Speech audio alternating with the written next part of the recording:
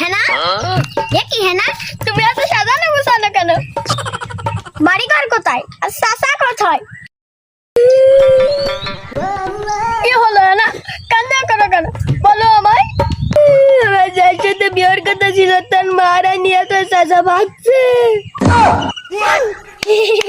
এটা খুশির খবর। আমার আর তোমার মধ্যে তো কোনো বাধাই থাকলো না। চলো আজকে রাতে বিয়ে করি। আমি তো প্রতিশোধ নিয়ে ফেলেছি। আরে প্রতিশোধ নিতে গিয়ে আমি তোমাকে হারিয়ে ফেলেছি।